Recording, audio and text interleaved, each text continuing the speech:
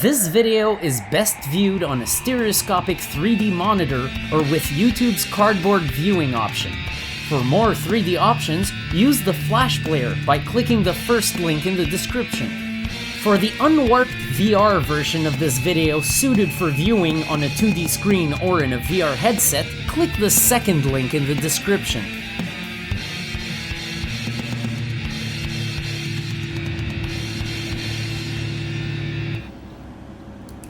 Welcome everyone to Stereo 3D Productions. It's time to do something freaking awesome. It's time to revisit FlyInside FSX. Yeah, that's right. If you're familiar with this channel, you've also seen this title before because I've already done a couple of videos on it. Well, by now these videos are ancient because this title has actually gone from its alpha stage all the way into its beta stage, at which point they allowed people to buy a copy of the software, and finally into commercial release. And that's where it's at now. So, at the core of all this is Microsoft Flight Simulator X. Yes, that's right, the good old flight simulator, just as it used to be one of the most realistic learning tools you can have in aviation, right around X-Plane and all those other great flight sims. And it's what FlyInside FSX does for Microsoft Flight Simulator X is enable virtual reality that is worthy of being first-party VR support. Now, there's been tons of work done on this app since I last revisited. In fact, I noticed when they went from alpha to beta, I actually got an email from them because they're allowing people to buy themselves a license now and get ready for the commercial release. So I hopped right in. I mean, you heard me in the first video, I already wanted to toss money at them during the alpha stage, and you couldn't do it. I was unable to contribute to the Kickstarter, so I was like, please take my money. So the second that happened, I actually bought a copy. This was back still in the DK2 days. I revisited the app and noticed it had gone orders of magnitude further than it was the first time I checked it out. However, I decided not to revisit it right away at that time because I figured I'd wait for the new headsets to come out and just hit two birds with one stone, do everything in one shot. And now you might be noticing something really interesting. Not only did they actually go on to support the Oculus CV1, but I'm wearing the HTC VIVE right now. That's right, I have been doing a lot of work this week and I've been doing it with the HTC VIVE. And I didn't want to switch the headsets right now because I actually plan on using the HTC VIVE for some more work. Almost immediately after this video, I'll be doing more work with the HTC VIVE along with the following week. So I wanted to leave it plugged in. So I go on the FlyInside FSX website and I find out, holy shit, they now support the HTC VIVE.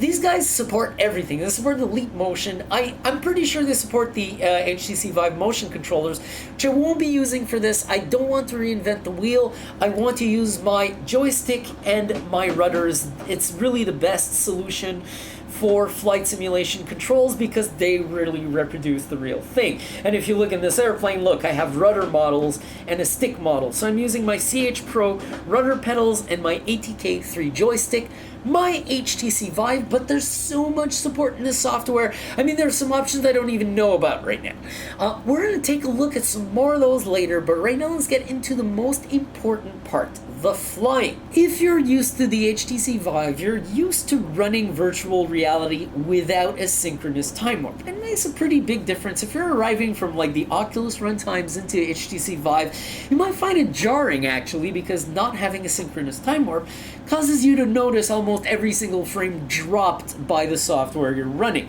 And face it, every piece of software will eventually drop frames. Even the perfect ones will toss a frame at here or there. You will feel them with the HTC VIVE. Now, while there's no asynchronous time warp at the runtime level with SteamVR, well, it doesn't stop the makers of the software from putting in their own asynchronous time warp. And this is what you're immediately going to notice with FlyInside FSX, is it has its built-in asynchronous time warp, and it makes a hell of a difference because now suddenly you know you're wearing the VIVE, you know you're running SteamVR, and you're like, wait a minute, I'm not getting any frame drops. This is absolutely amazing. And if I open my HUD here, I can actually see this is the effective frame rate, the frame rate at which the sim is running. And on the right, you can see the asynchronous frame rate, which is right now hovering between 80 and 90. So I'm getting an effective 80 to 90 in here, and it feels absolutely amazing. What does that do? It makes the flying feel near perfect. Now you got to keep in mind that this number would normally stick around 90, maybe 89, 90. It wouldn't go any lower. But right now I'm recording, and I'm recording with fraps. Before I lift off, this is going to be my last little note. Don't use DX Story with FlyInside FSX. You will scream at your monitor wondering what the fuck is going on. The windows are going to lose focus. You're going to lose your simulator audio. And I had all fucking hell getting to record this until I realized the tool I had to use was Fraps. I had no choice. And normally it's the exact opposite. Fraps is the one that's going to give you all sorts of troubles with VR, and DX Story will give you a smoother operation and a better recording. Well, not the case with FlyInside FSX, I gotta tell you. Now, I am actually using their built-in mirror image, which actually complicated things a little bit. And the reason why I actually bothered doing that is because I found their mirror image to look much better than what I was capturing out of the SteamVR mirror image window. So, using the FlyInside FSX built-in mirror image. And as I lift off here, I'm going to tell you one huge thing FlyInside FSX is doing that not enough SteamVR titles do is super sampling. This thing is running Flight Simulator X at twice its native resolution. So it's the equivalent of having pixel density on 2.0. Wow, does it make a hell of a difference. I've often mentioned that with the Oculus Rift, its advantage was smoothness, not just with the asynchronous time warp like I've been talking about for the last 5 minutes, but also with the image. It's not as clear as the Vive, but it seems smoother than the Vive. It's actually served great for driving simulations. Well, in this case right now, I am getting exactly the same quality of visuals in terms of smoothness as the Oculus Rift. I've often said with the HTC Vive, I can see the aliasing in the game because the lenses are unbelievably clear and you can see the screen very well. And if there's any aliasing in the edges of the content of the game you're running, you will see it right away compared to Oculus, which will sort of mask it with those weird lenses they have. Well, it's not the case for this game. I'm not getting any aliasing along the edges of anything, no shimmering whatsoever, virtually no shimmering. I mean, there's a few little instances here and there, but I cannot notice them. And that makes this feel like an unbelievably superior VR experience. Because now I got the asynchronous time warp, just like Oculus would. I got super sampling, just like Oculus would. And I have the lenses and the headset that I much, much prefer over Oculus. So this makes the HTC Vive like VR Supreme right now, is what I could call it. It's freaking amazing. It really makes this headset, it does justice to the damn headset and the damn technology. In terms of visual capability, Vive is identical to Oculus, minus the disadvantages of those terrible lenses. And yes, I say terrible because I've been switching between the two headsets a lot lately.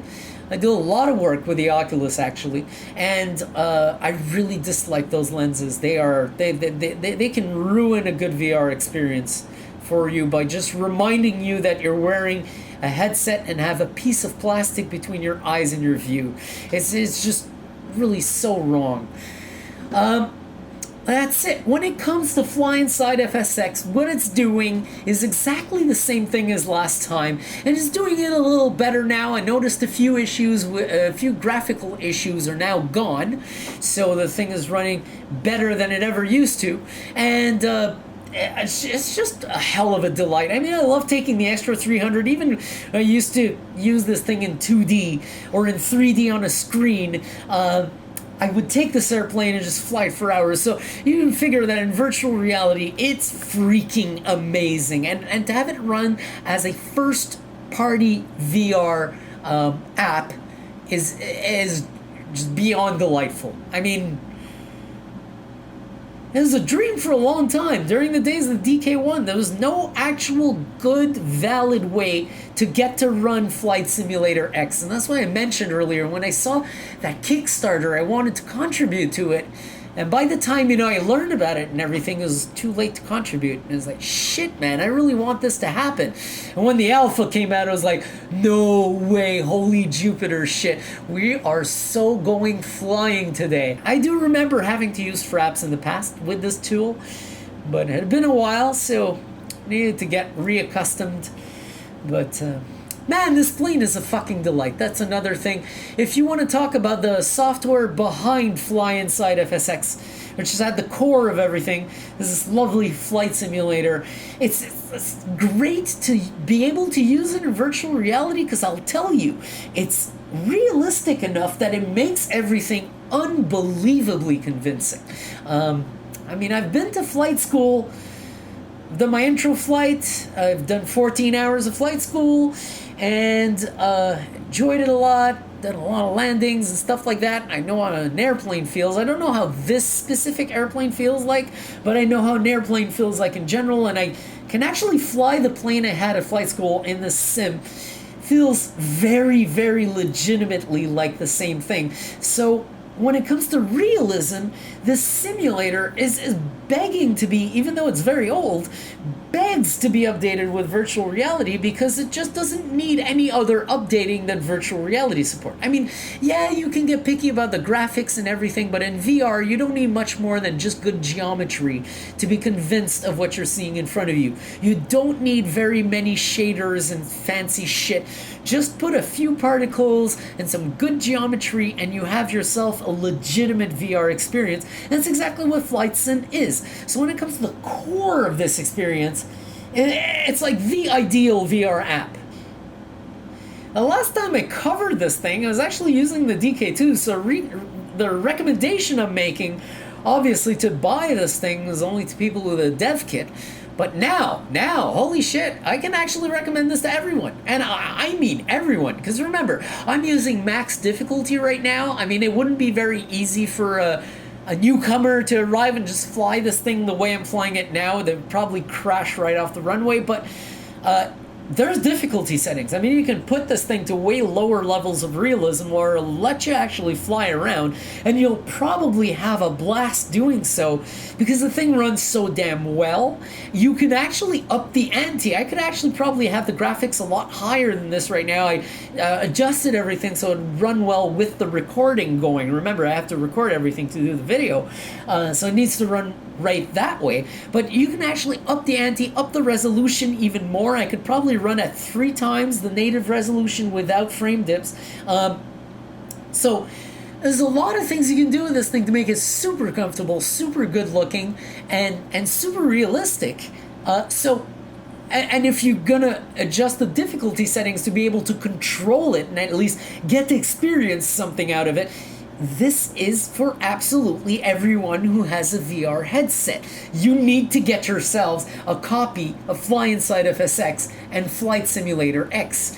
Now, they actually recommend buying the version of Flight Simulator X that is on Steam, the Steam edition of it, because that's the one that gets updated right now very frequently, and it also is the most reliable one to get if you're going to use FlyInside FSX. It's not going to cause you any problems. It's going to run almost as if it were an out-of-the-box product, all in one, and not 2 combined tools put together, which is the way you want it to run. I mean, you want it to feel like one product, really, in the end. I'm going to talk about that later. There's a lot of front-end features that are pretty amazing that are aside from the flying, but they're really worth taking a look at. It's just, causes an issue with the video capture, so I'm going to be careful with that when I switch back to that other screen.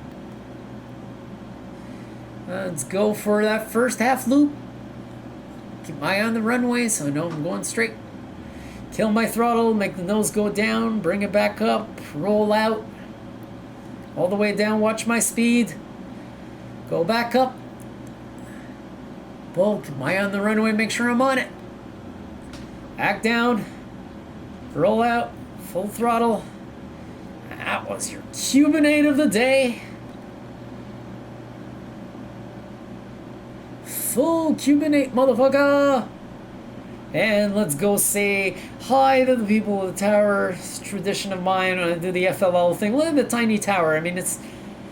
If I take Montreal, I think is the one I take sometimes, my hometown.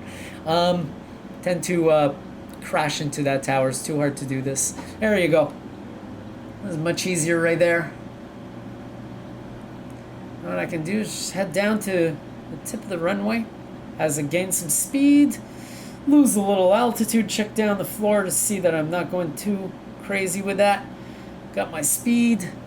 We'll go straight up, straight up, straight up, straight up, straight up. Keep watching my airspeed. Kill that throttle.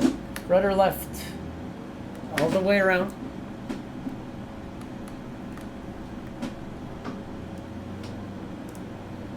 Oh, this is a pretty fucking rusty hammerhead, but there you go.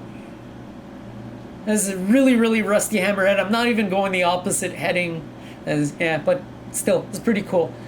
What I like about VR and doing hammerheads is looking at the fucking side of the wing. Something you really can't do. Not even with 3 monitors. You can't do this shit. There's no way you can do this with 3 monitors. There we go. Much fucking better. Okay, I'm not going to be going opposite heading upon recovery, but close enough. That was pretty cool. Oh no, a hangar! Oh look! Oh, the world is upside down. Oh, this is so awesome. And by the way, another recommendation I can make to absolutely everyone in the world, and I mean everyone. I can't recommend flight school to everyone in the world because, I don't know, flying may not be for everyone. There's a type of mindset, but one thing I do actually recommend to everybody in the world, like, as long as you can, of course, afford it and have, like, I mean, time-wise and money-wise, is go to a flight school and take an intro flight. I really, really recommend it. And one thing that'll do for you is it'll actually answer the other question, which is flight school for you? That will actually be the way to answer the question. But I do recommend to everyone, even those who don't intend on ever doing flight school, go take your intro flight. The intro flight, you can take the hour-long flight. Normally at a typical flight school, will let you take an hour-long flight with an instructor, and it's hands-on. It's very hands-on. You'll be able to land the plane, and you can also ask the instructor to do stuff that's totally like out of curriculum during the flight, like, oh, can we practice stalls? Can we do a spin? Can we go inverted? Can we try getting some negative G's in here? You can just get to see whatever you want to see. What I'm telling you is just the fact that you get to try to land the airplane at the end is so absolutely cool, because if you tend to travel by air often, you will understand orders of magnitude more about what the airplane is doing when you're riding one after doing your intro to flight. And it even though it freaks you out and everything, don't worry about it. It's not like you're committing to flight school there. You're just doing the intro. And I highly recommend that to everybody on the planet. I mean, it is for everyone. There we go. Just some casual Sunday morning touch and goes. It's the afternoon for me right now, but in the simulator it's still morning, so we're just gonna call it morning. There we go. Take back off. You know, one thing they always use a Cessna 152 or a Cessna 172 for beginners. I would almost recommend that they use an extra 300. Now, there's probably a couple of reasons for that, as the extra 300 is a tail dragger, which makes it incredibly difficult to taxi. And also, the extra 300 is unbelievably expensive. But what I think is an upside in terms of learning is that the extra 300 doesn't have flaps. And what that does is it forces you to learn how to properly slip an aircraft. Slipping an aircraft is a really nifty maneuver. It's a lot of fun to learn, and it's something that you'll need down the line with any plane whatsoever, flaps or no flaps. So I found it really interesting with the extra 300 to have that must be forced to learn how to slip on day one at your first landing, because you need to lose speed when you approach the runway, and the only way you can actually do that is by slipping, because you ain't got no flaps, so you're gonna literally use the body of the aircraft to do your slowdown. So there we go. And remember to have your brakes down with this aircraft. One of the most difficult aircraft to taxi, actually, in my opinion. I mean, it's a tail dragger. It'll be a tail dragger. It bites in the wind. When you stop and you want to do a steep turn, it's going to be a little difficult.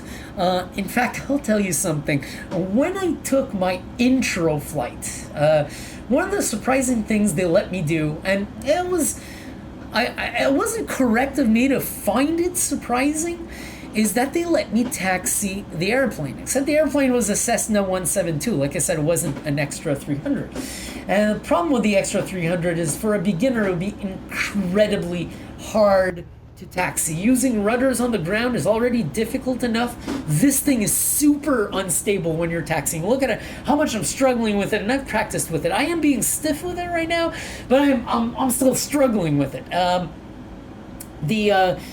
Taxiing the 172, after I landed, I was super nervous, because then the guy's like, okay, you'll get out at the third gate and you'll just taxi it back home.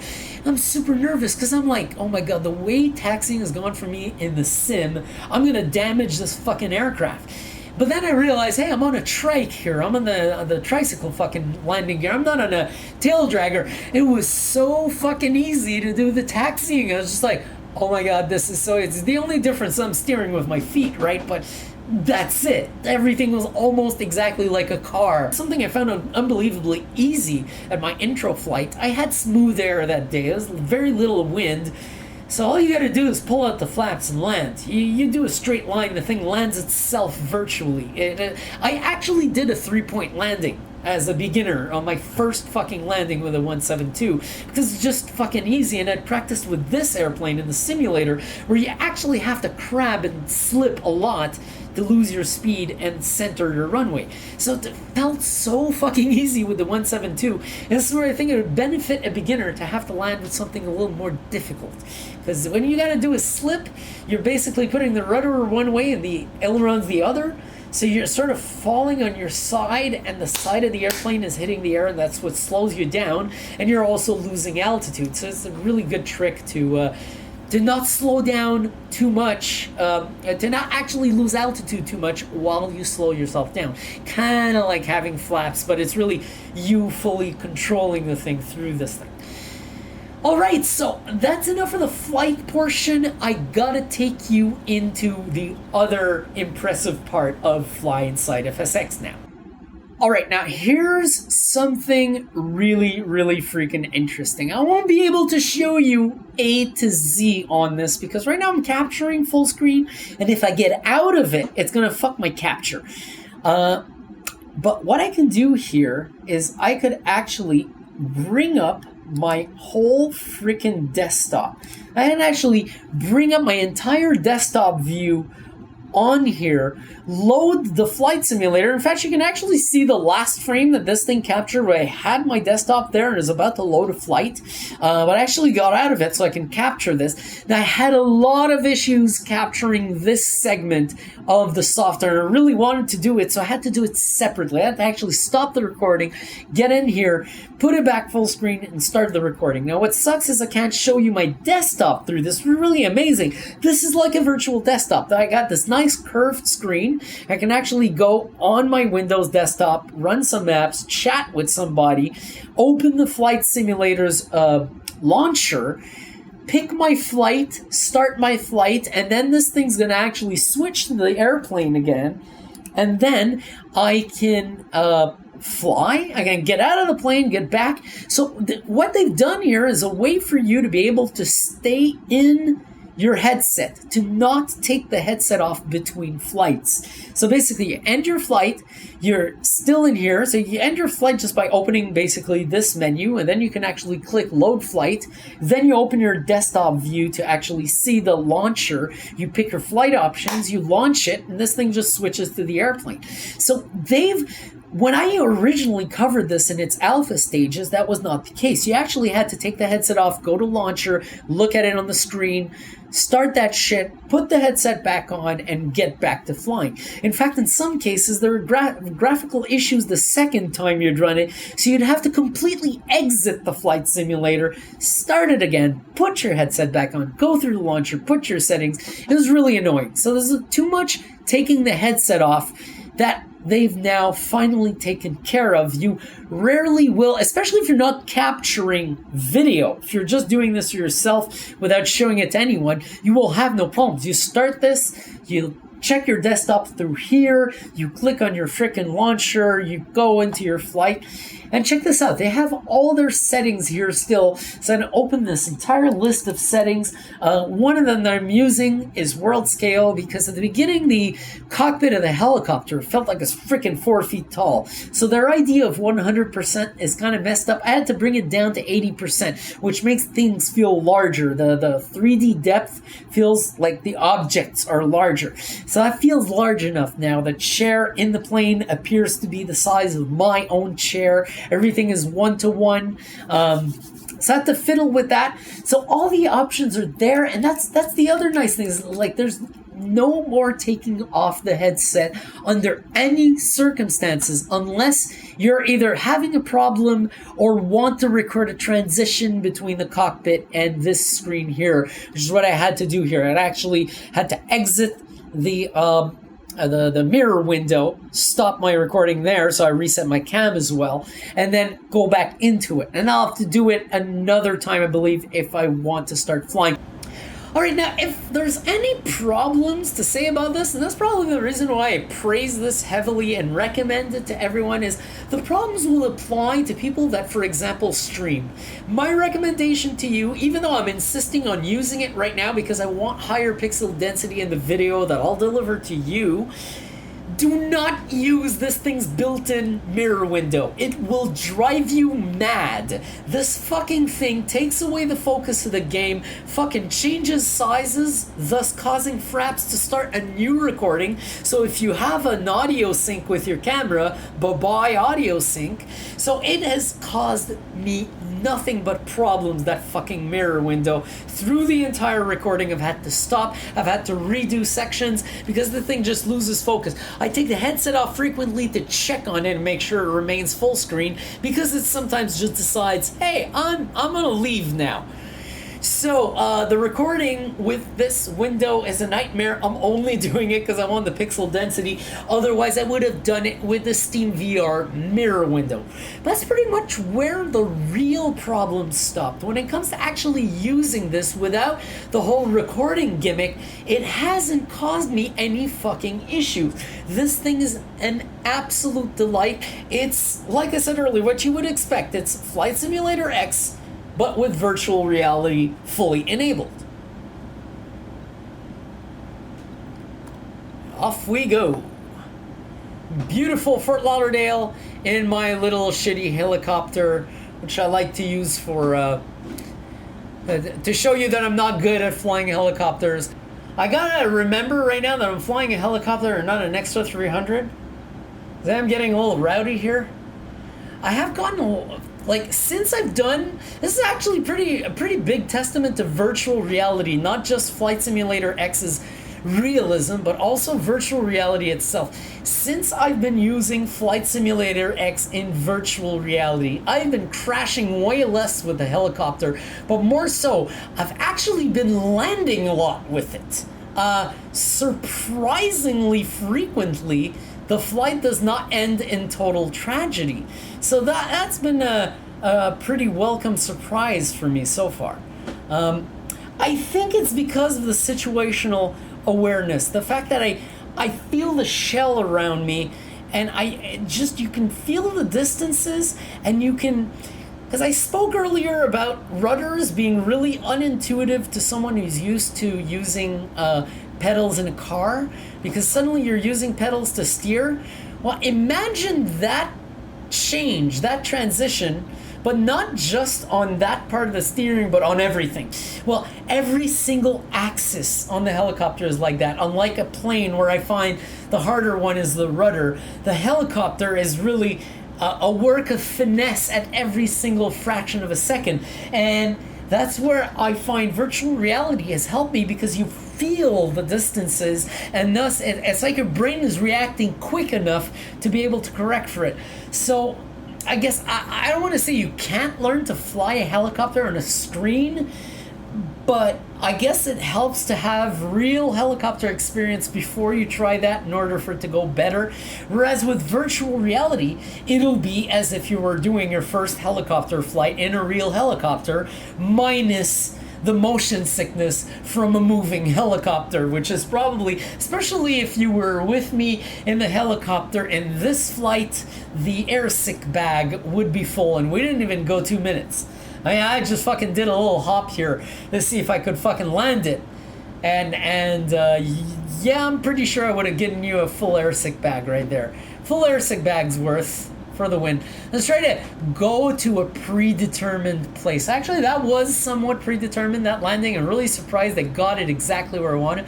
It's right in front of that building right there is what I was looking at. Let's see if I can actually do that right there.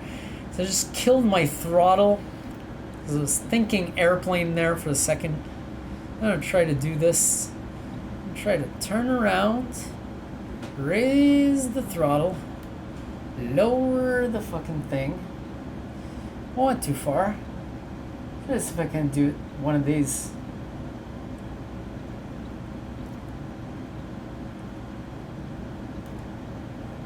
Well, yes I can. Holy shit. This is orders of magnitude better than what I used to do with helicopters in Flight Sim X. I'm gonna do this. I'm sorry, I didn't say what I was trying to do. I'm trying to dwell right now. I'm just trying to dwell in a spot. It's very difficult to do. It's actually way harder than it looks right now. Or actually, it's just as hard as it looks. There's a lot of control input to give. Obviously, eventually it's going to stabilize, but it's probably near certain that you'll have to correct something at one point or another. Like you see right now, I just actually let it do that because I knew it was actually going to want to fly right into the building if I didn't. There we go. Stabilize it a little bit. It keeps sort of, it's really weird how everything is really late. It feels like you're almost flying the thing by a really bad internet connection. That's what's so really confusing about helicopters at first. Everything's super, super delayed. So you gotta be like a time prediction thingy in your head. That made no sense, but that did make sense, but it made no sense. The grammar was just very poor. There we go. All right, so landed twice without crashing. I think that's how I should end this revisiting of FlyInside FSX. It's been a delight as usual. I mean, I love flying. I love flying the sim. I love flying in real life, and I think that taking the sim, putting that in virtual reality, just brings it that much closer to real life. It's almost like you can blur the lines now. It's really amazing. The only thing missing is the feeling of G-forces, like when I was taking the Aerobatic airplane. I should have probably passed out at some point during that flight. And in this one, my passenger would have filled 2 airsick bags by now, because that landing attempt would have made anybody really sick, possibly the pilot included. Alright people, thanks for watching. It has been a bumpier recording as fuck because I kept having to cut, so it's like 3 segments and a lot of takes that I had to take out in the middle where the fucking thing lost focus or did one thing or another. But I finally got across everything. The only thing I really wanted to show you I couldn't is the transition where I actually am in there and I can actually pick my plane and everything, hit fly now, and boom, I'm in the plane. It would have been fun to show you, but I would have to use the lesser resolution SteamVR mirror window to do that, and I wanted the video to be uniform. So I think it does this thing justice. I mean, it's sufficient. And like I said, if you stream, if you record, save yourself the trouble, use the SteamVR mirror window. It'll save you a lot of problems. So that's it. Thanks for watching, folks. I'll see you next time.